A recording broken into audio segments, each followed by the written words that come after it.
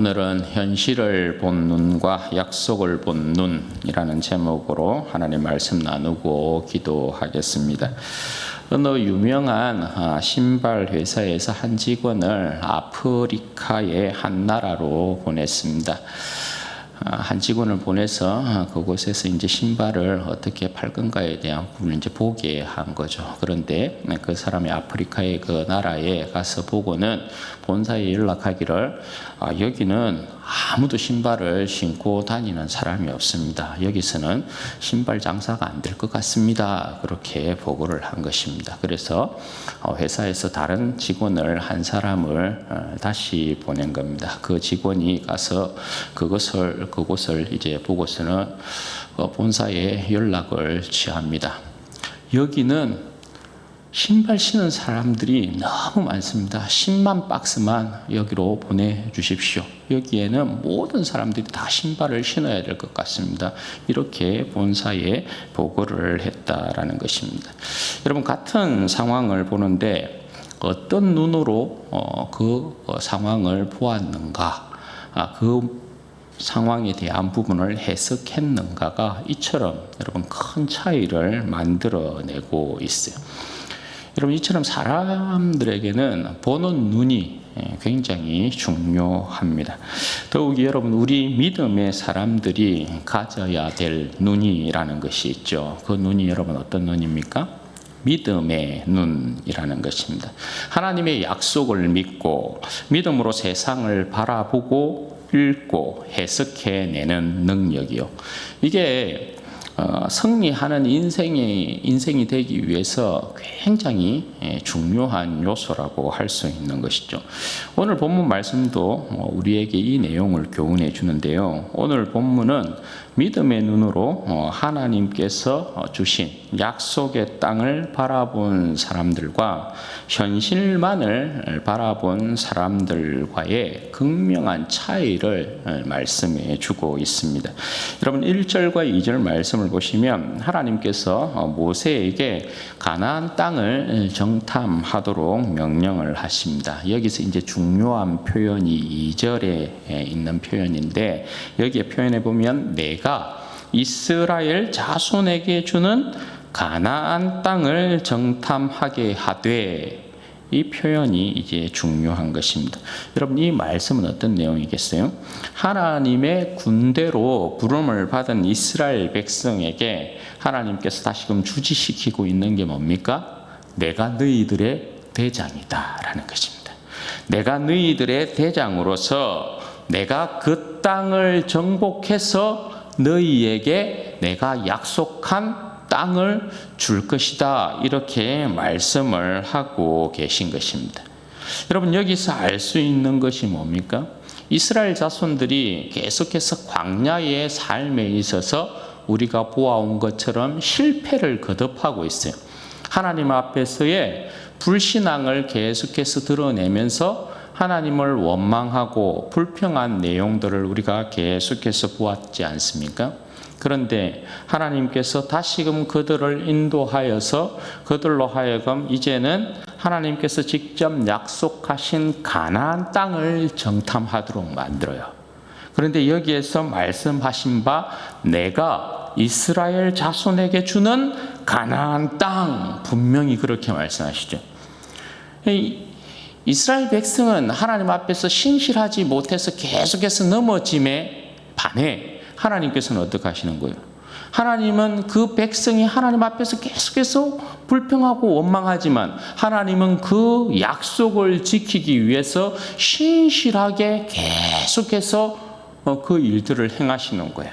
그리고 그들로 하여금 오늘 가나안 땅을 주겠다 하고 정탐해 봐라, 이렇게 말씀을 하고 계시다라는 것입니다. 여러분, 하나님께서 명령하심에 따라서 모세가 이제 각 지파의 지휘관들 한 사람씩을 뽑아서 12명을 뽑아 세웁니다. 그리고 16절 말씀에 여러분 보시면 여기에 이제 모세가 눈의 아들 호세아를 여호수아로 불렀다라는 표현이 첨가가 되어 있습니다. 이 표현은 뭐냐 하면 가나안 땅의 이제 정복이 누구를 통해서 이루어진다라는 것을 암시하는 것입니까? 가나안 땅은 모세를 통하여서 정복하는 것이 아니고 여호수아를 통하여서 정복한다에 대한 부분을 미리 여기에서 말씀하고 있는 내용이라고 보시면 되겠습니다. 그래서 여호수아, 호세아의 이름을 여호수아라 불렀다, 이렇게 이야기를 하고 있는 거예요. 여호수아의 이름의 뜻은 신약으로 표현하면 예수라는 뜻이에요. 그러니까 구원자다, 이런 뜻이 되는 것이죠. 그러니까 여호수아를 통하여서 가나안 땅을 정복할 것임을 여기에서 미리 말씀하고 있는 것입니다.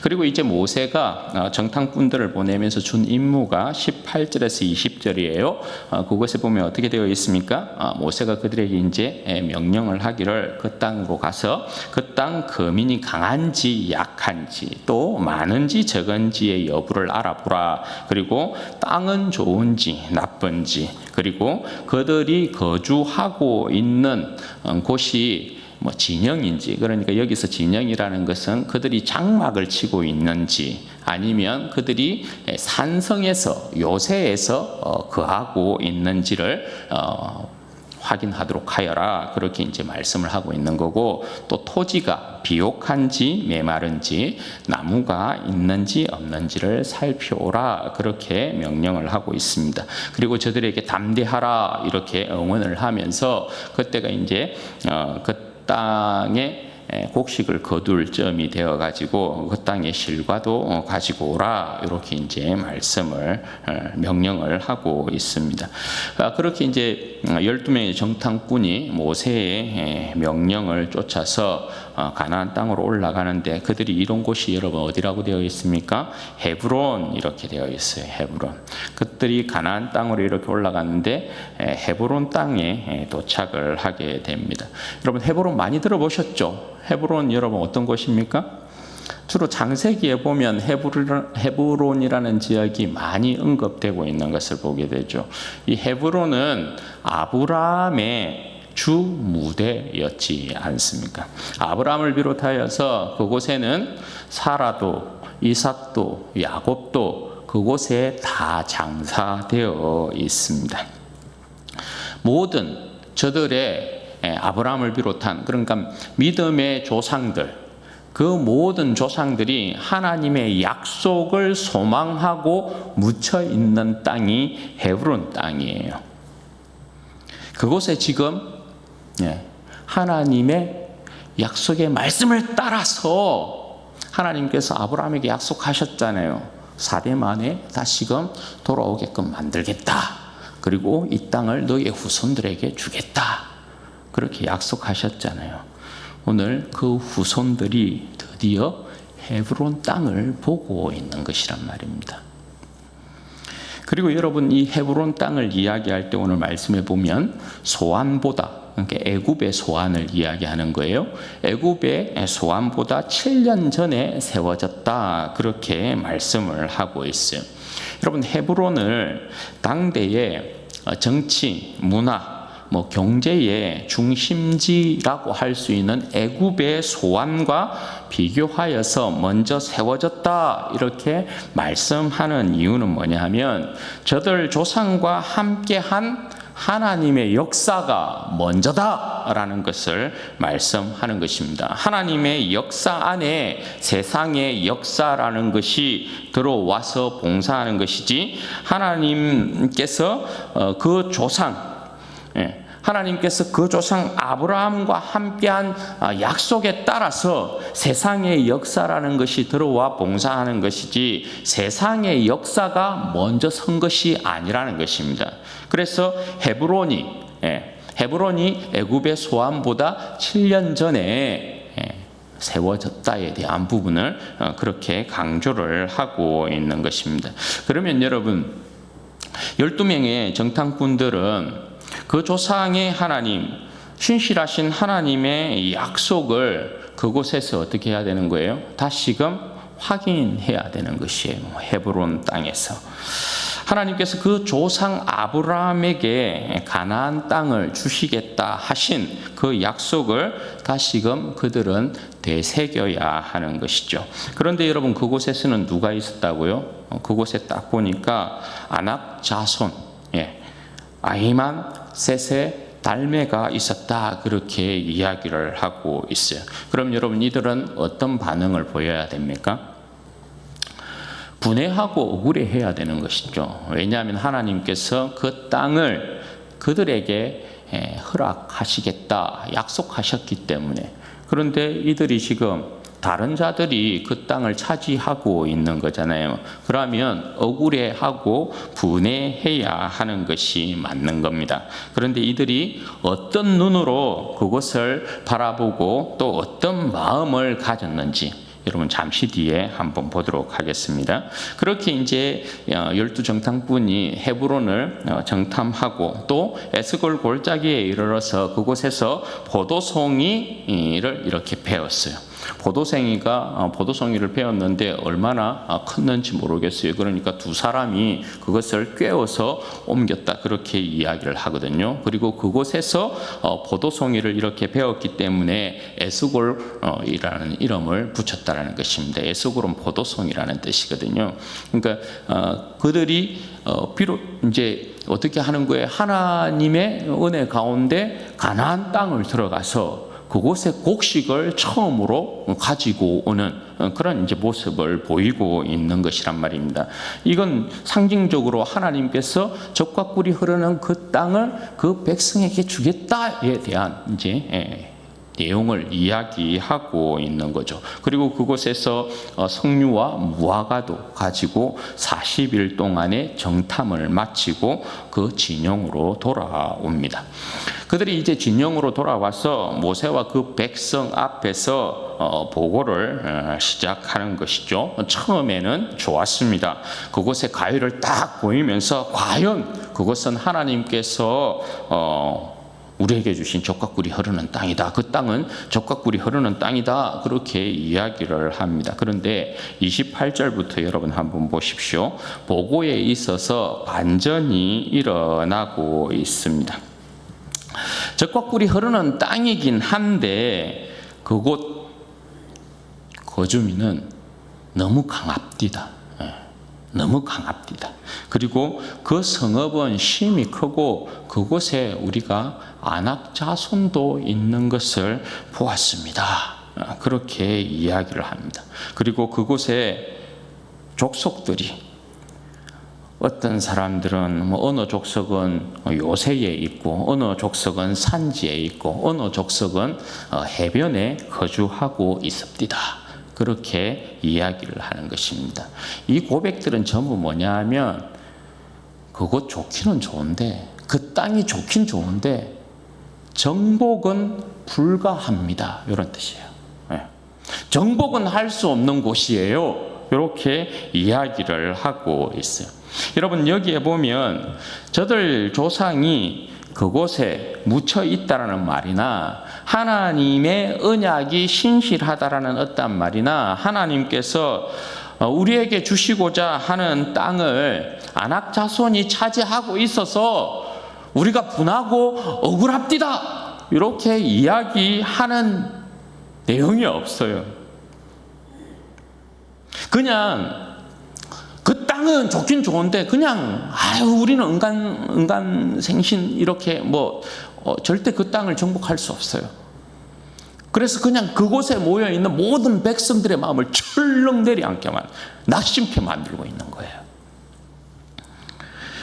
그렇게 여러분 모든 백성들에게 낙심과 원망과 불평이 스물스물 올라오고 있을 때 갈렙이 이렇게 딱 이제 나서는 거예요. 30절 말씀해 보십시오. 갈렙이 모세 앞에서 백성을 조용하게 하고 이르되 우리가 곧 올라가서 그 땅을 취하자 능히 이기리라. 갈렙이 이렇게 소리를 내고 있는 것입니다. 그러니까 여러분 갈렙이 굉장히 용감한 사람이죠. 사실 갈렙과 여호수아인데 여기에서는 이제 갈렙이 주로 이렇게 딱 나와서 이야기하고 있는 그 내용을 말씀해요. 여러분 갈렙을 보면 하나님의 약속과 하나님의 나라에 대한 소망과 하나님을 사랑하는 자의 특징이 그대로 나타나요. 여러분 그게 뭡니까? 하나님의 백성은 하나님의 영광이 침해당하는 일을 보고 가만히 있지 않는다라는 것입니다. 하나님이 영광이 침해당하는 것을 보고 비겁하게 침묵하지 않는다라는 것입니다. 거짓에 대해서, 불신앙에 대해서, 불평에 대해서 어떻게 하는 것입니까? 저항하는 것입니다. 저항하고 싸우는 것입니다. 그리고 진실을 말하는 것입니다. 믿음의 고백을 그들에게 선포하는 것입니다. 갈렙이 지금 그렇게 하고 있는 것입니다. 그런데 여러분, 이 갈렙의 이 보고가, 이 고백이 사람들의 말에 오히려 또 묻혀버립니다. 31절에서 33절 말씀 보십시오. 여기에 보면 갈렙이 그렇게 이야기를 하니까 우리가 올라갑시다. 능히 취할 수 있습니다. 이렇게 이야기를 하니까 그들이 또 어떻게 반응합니까? 안 된다. 그들은 우리보다 강하다니까. 아낙 자손이 있었다니까. 그들과 비교해 보면 우리는 그냥 메뚜기에 불과하다. 이렇게 이제 고백을 하고 있는 거예요. 그럼 여러분, 여기에서 이제 문제가 요거죠. 갈렙과 여호수아 그리고 그 나머지 정탐꾼들의 시각이 여러분 달랐던 이유가 뭘까요? 똑같이 가서 그곳을 정탐하고 왔어요. 그곳 상황을 보고 왔어요. 그런데 여러분, 왜 갈렙과 여호수아 그리고 이 10명의 정탐꾼의 보고의 내용이 완전히 다르냐 이 말입니다. 바라보고 있는 시각이 왜 다르냐 한 것입니다. 좀 그 이유가 뭘까요? 여러분, 갈렙과 여호수아 외에 10명의 정탐꾼들은 현실을 정확하게 보는 눈을 가진 사람들이라고 할 수 있습니다. 이것이 여러분 대부분 일반적이에요. 현실의 눈을 가지고 보면 저들의 보고가 하나도 이상하지 않아요. 틀린 것이 없다 말입니다. 거짓으로 이들이 꾸며낸 내용을 가지고 이야기하고 있는 내용이 하나도 없어요. 여러분, 어떻게 아낙 자손을 이기겠어요? 실질적으로 그렇지 않아요? 아낙 자손이 사는 것을 보았어요. 좋긴 좋은데 그 땅이 막 실과도 이렇게 보니까 굉장히 크고 그냥 뭐 적과꿀이 흐르는 땅이 이 땅이 맞다. 그런데 아낙 자손들도 있는 걸 이렇게 보니까 이 땅을 어떻게 우리가 싸워서 이길 수 있을까? 차지할 수 있을까? 너무 센데? 이게 여러분, 현실을 볼 때 정확한 판단이에요. 그들과 비교해보면, 우리는 메뚜기에 불과한데? 이게 여러분 정확한 진단이라고 할 수 있어요. 이들은 여러분, 세상이 환영하는, 세상이 필요로 하는 눈을 가졌다라고 할 수 있어요. 그런데 여러분, 이 사람들은 하나님의 백성으로서는 최악이에요. 왜요? 이들에게는 하나님의 약속이 없어요. 이들에게는 하나님에 대한 믿음도 없어요. 하나님의 백성이 반드시 가지고 있어야 할 하나님의 약속과 믿음에 눈이 없었단 말입니다. 따라서 하나님과 동행하고 하나님 역사에 수종드는 종으로서는 최악의 사람들이라고 할 수 있는 거예요. 반면에요, 갈렙은요. 갈렙 역시도 여러분 가나안 땅을 그들과 함께 보았죠. 갈렙도 여러분 현실을 보았겠지요. 그곳에서 아낙 자손이 있다라는 거 갈렙도 다 압니다. 그런데 여러분, 이들과 갈렙이 달랐던 점이 뭐예요? 갈렙은 하나님의 약속과 믿음의 눈을 가지고 그것을 보고 그리고 그것을 읽고 해석했다라는 것입니다. 이게 큰 차이인 것이에요. 왜 여러분 갈렙이 올라갑시다. 그것을 취합시다. 우리가 능히 이길 수 있습니다. 왜 여러분 이렇게 말했을까요? 이게 그냥 이 사람이 가지고 있는 객기였을까요? 절대 그렇지 않다라는 거예요.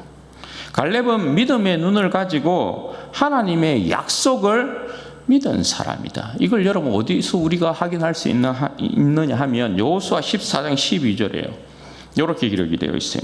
그날에 여호와께서 말씀하신 이 산지를 내게 주소서. 이 갈렙의 이야기예요. 갈렙이 여호수아에게 기업을 이렇게 달라고 하는 장면이 이 내용이에요. 갈렙이 이렇게 그날에 여호와께서 말씀하신 이 산지를 지금 내게 주소서. 평지가 아니에요. 산지를 달라고 해요. 산지를 내게 주소서. 당신도 그날에 들으셨거니와 이곳에는 아낙 사람이 있고 그 성읍들은 크고 견고할지라도 여호와께서 나와 함께 하시면 내가 여호와께서 말씀하신 대로 그들을 쫓아내리이다. 여러분 이 고백을 보면 뭐예요? 갈렙은 하나님의 약속을 가지고 있죠. 여기에 말씀의 고백에 하나님의 약속을 가지고 있어요. 그리고 갈렙은 철저히 하나님을 신뢰하고 있는 사람이라는 걸 알 수 있어요. 그리고 여호수아 15장 13절과 14절에 갈렙에 대한 평가가 여러분 이렇습니다. 갈렙을 어떻게 이야기를 하고 있냐면 여호와께서 여호수아에게 명령하신 대로 여호수아가 기럇 아르바 곧 헤브론을 유다 자손 중에서 분깃으로 여분네의 아들 갈렙에게 주었는데 아르바는 아낙의 아버지였더라. 갈렙이 거기서 아낙의 소생 그 세 아들 곧 세세와 아이만과 달메를 쫓아내었고, 아까 우리가 읽은 정탐꾼들이 보니까 그 아낙 자손이 있는데 거기에 아낙 자손이 있는데 거기에 요 사람 세세와 아이만과 달메가 거기에 있었더라 이렇게 이야기하잖아요. 여기에서 여러분 다시금 어떻게 이야기를 하고 있어요? 갈렙이 그들을 쫓아냈다라는 것입니다. 네. 그러니까 여러분 갈렙은 헤브론에서 그 믿음의 조상들이 잠들어 있는 것을 보았죠. 그리고 갈렙은 하나님의 그 약속을 그곳에서 확정을 했고, 하나님께서 우리 조상에게 약속하신 이 가나안 땅을 반드시 우리에게 주실 것이다 라는 것을 확정했단 말입니다. 갈렙은 하나님께서 우리를 기뻐하셔서 하나님께서 젖과 꿀이 흐르는 땅을 우리에게 주셨다는 것을 갈렙은 헤브론 땅에서 그것을 확증했다는 것입니다. 그리고 그 포도송이를 그 석류와 무화과를 가지고 오면서 하나님께서 이처럼 우리를 기뻐한다. 그곳에 아낙 자손이 있었음에도 불구하고 이게 여러분 갈렙과 열 정탐꾼의 극명한 차이를 만들어내고 있는 모습이에요. 사랑하는 여러분, 천성을 향해서 나아가는 오늘의 우리의 삶에 있어서도 여러분 꼭 필요한 것이 있죠. 그게 여러분 뭐예요? 하나님의 약속과 믿음의 눈이에요. 여러분 세상을 보면 어떻습니까? 지금 우리 앞에 놓여 있는 세상을 보면 여러분 어떻습니까? 세상이 여러분 무너질 것 같습니까? 세상이 어떻게 보입니까? 세상을 여러분 우리가 이길 수 있을 것 같습니까? 여러분 세상을 보고 있으면 주님께서 다시금 오실 것 같습니까? 어떻습니까? 주님의 나라가 여러분 이 땅 가운데 이루어질 것 같습니까? 너무 여러분 세상이 강해 보이지 않습니까? 저는 기도하다가 지칠 때가 있거든요. 기도하다가 이게 뭐 되겠나 이렇게 스스로 막 포기하고 싶은 때가 있거든요. 내가 뭐 세계 나라와 민족과 열방을 위해서 기도한다고 모든 우상 숭배가 무너지기를 원하고 우리가 기도하는 것처럼 그렇게 기도한다고 될까? 여러분 그런 생각 안 들어요? 나는 세상과 이렇게 막 비교해보면 내 스스로도 메뚜기 같은데, 그렇죠? 내가 세상에 이 사악한 통치자들을 놓고 막 기도한다고, 이 될까? 그런 생각 안 듭니까? 응? 그런 생각 안 들어요? 저는 그런 생각 한 번씩 들거든요. 너무 강한 것 같아요. 보십시오. 러시아와 우크라이나의 전쟁, 그래서 이스라엘과 저 중동에서 일어나고 있는, 가자 지구에서 일어나고 있는 저 상황. 전쟁이 여러분 시작할 때부터 기도했잖아요. 응? 하나님 평화를 달라고. 끝날 기미가 안 보여요. 막 때로는 더 실망해. 기도하는데 전쟁은 더 심해지는 것 같고, 내가 기도해서 그렇나? 내 기도를 멈춰야 되나? 이런 생각이 들 때도 있고 그래요. 세상과 비교해 보면 내 스스로가 여러분 메뚜기 같아요. 안 될 것 같아. 절대 무너지지 않을 것 같아요. 김정은이 해결할 것 같지도 않고, 트럼프가 좀 더 잘하면 좋을 텐데, 그 막강한 군사력을 가지고 좀 예수님의 방법으로 좀 잘하면 안 되나? 시진핑이 이 푸틴이 좀 회개하고 이들이 좀 하나님 주신 권력들을 좀 선하게 사용하면 될 것 같은데 왜 안 하지?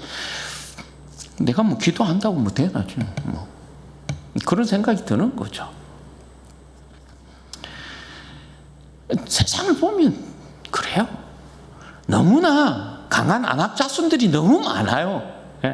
이길 수 없을 것 같은 안악자손들이 바글바글 하다고요.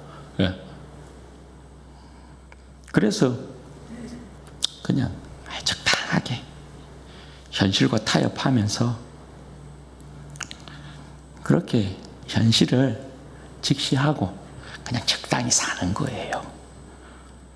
그게 여러분 현명하고 똑똑해 보이는 거죠. 그냥 내 현실의 삶에서 그냥 적당하게 요 정도면 충분하겠다. 지혜롭게. 그게 어떻게 보면 참 지혜롭게 사는 것 같고 잘 사는 것 같고 그렇게 보이는 거예요. 그런데 여러분, 세상이 보기에 적당히 타협해서 그렇게 여러분 그렇게 살면 잘 사는 것 같아 보여도 그 안에는 하나님의 생명과 역사가 없어요. 여러분, 과학이 똑똑하잖아요. 과학이 똑똑한데 그 안에는 하나님의 생명의 역사가 없어요. 세상이 환영해주는 사람이 되면 그 사람은 여러분 뭐라는 거예요? 그 사람이 세상에서는 대접받고 인정받을 줄 모르는데 그 사람 안에는 하나님의 생명과 역사가 없다라는 거예요. 그러나 여러분, 좀 어리석어 보여도 주님의 약속을 믿고 믿음의 눈을 들어서 보면 어떻습니까? 무너지지 않을 것 같죠. 그런데 여러분, 우리가 하나님의 약속을 붙들고 믿음의 눈으로 세상을 보면 여러분 어떻다고요? 세상은 반드시 무너진다라는 것이. 하나님의 나라는 반드시 임한다라는 것이에요. 주님은 반드시 다시 이 땅 가운데 오신다라는 것 아닙니까?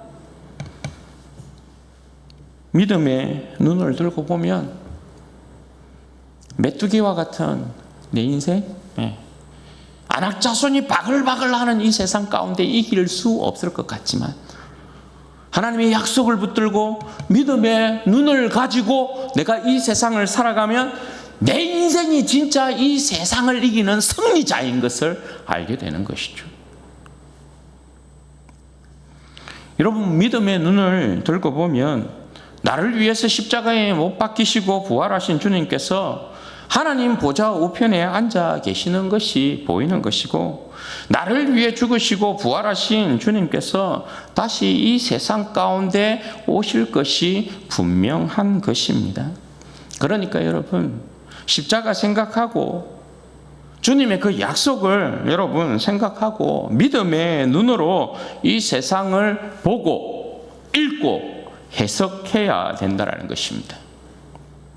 여러분, 사도 요한이 우리에게 이렇게 이야기합니다. 요한일서 5장 4절에서 5절 말씀에 보면 이 말씀이 기록되어 있어요. 무릇 하나님께로부터 난 자마다 세상을 이기느니라. 무릇 하나님께로부터 난 자마다 세상을 이기느니라.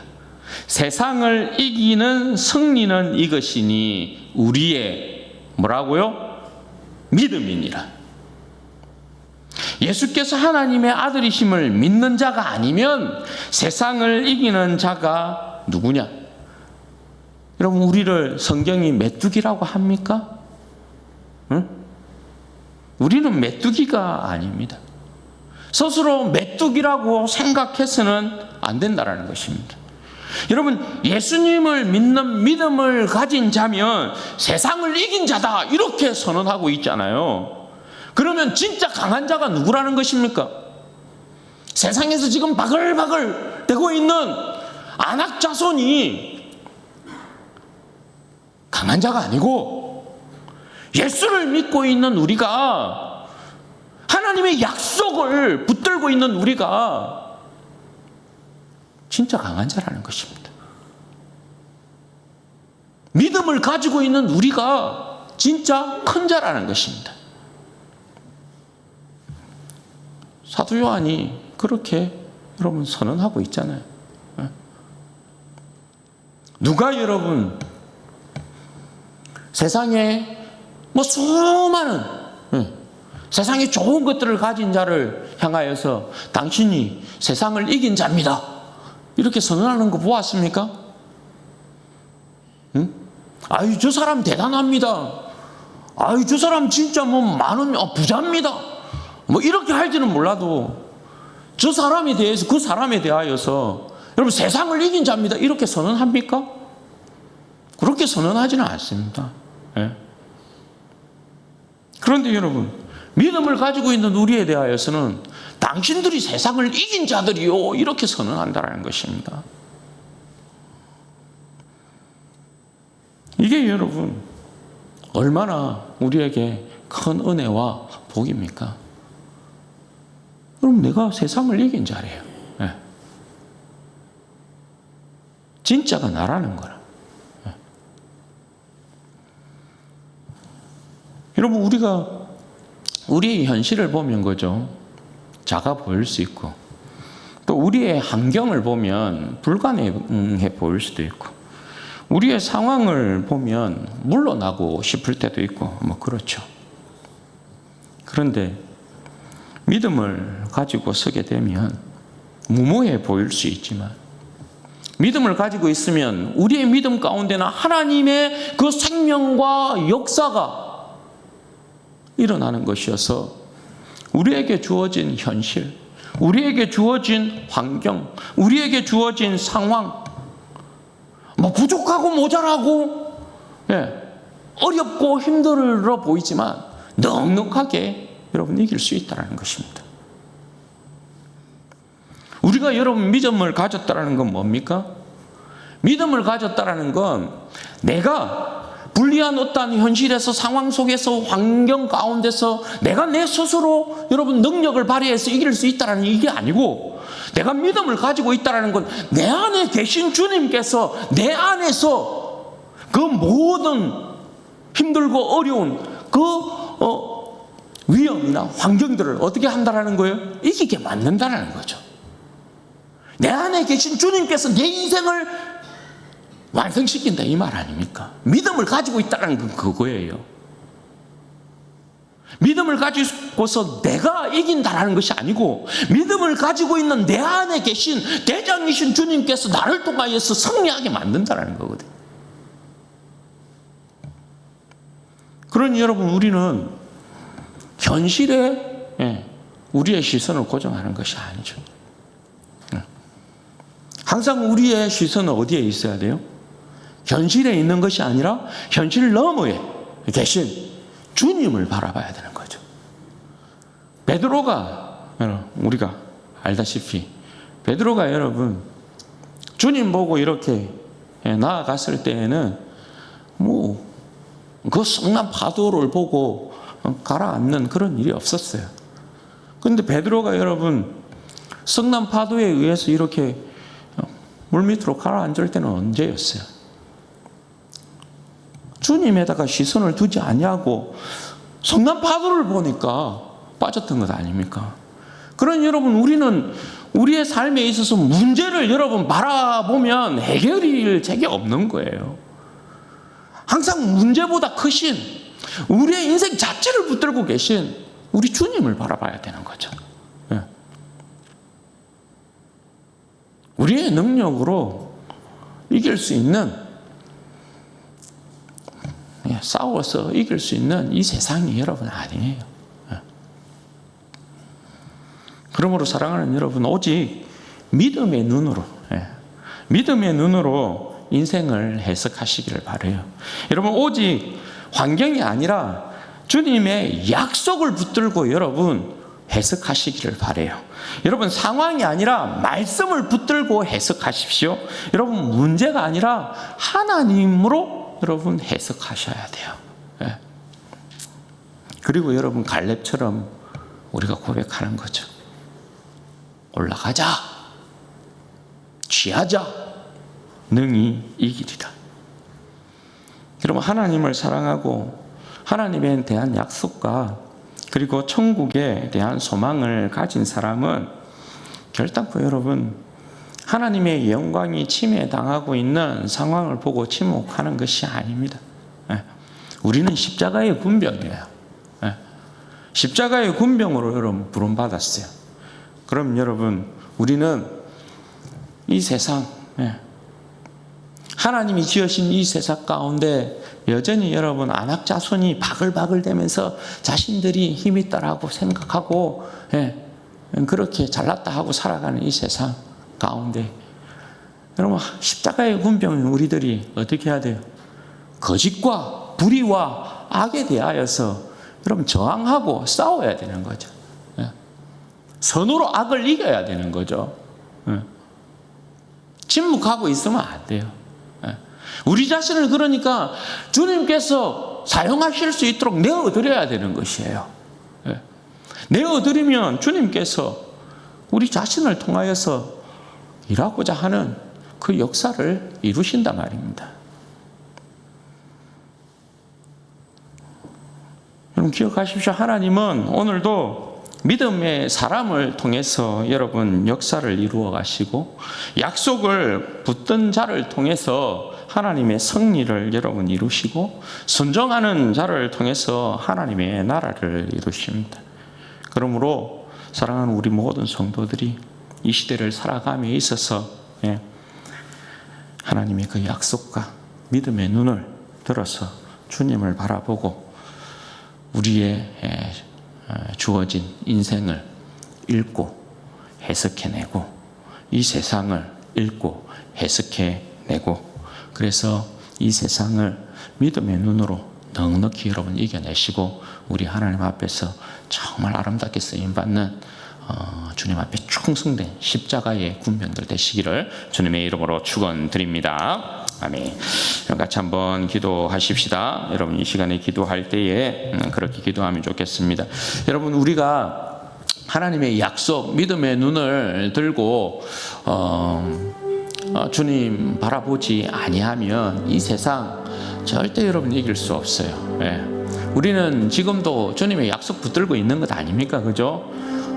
천국에 대한 소망, 주님 다시 오실 것이라는 소망, 우리는 이 약속의 소망 붙들고 믿음의 눈을 가지고 살아갑니다. 그죠? 세상 사람들과 똑같은 모습으로 살아가고 있는 백성이 아니에요. 그러므로 우리는 천국의 소망을 두고 이 땅을 사는 백성들인 것이지 않습니까? 여러분 이 시간에 기도할 때에 그렇게 기도했으면 좋겠어요. 하나님, 이 인생으로 하여금 현실을 보는 눈 너머에 믿음의 눈을 가지고 이 세상을 하나님 바라보고 읽고 해석하고 내 인생을 바라보고 읽고 해석하는 능력을 허락하여 주셔서 이 영혼으로 하여금 십자가의 군병으로서 주님 앞에 온전히 쓰임받는 인생 되어지게 하여 주시고 하나님 하나님의 나라를 상속받기에 부족함이 없는, 하나님의 나라를 취하기에 부족함이 없는 그런 복된 믿음의 백성이 될 수 있도록 주여 은혜와 복을 허락하여 주시옵소서. 우리 주여 한번 부르짖고 기도하십시다. 주여 영광의 아버지 하나님,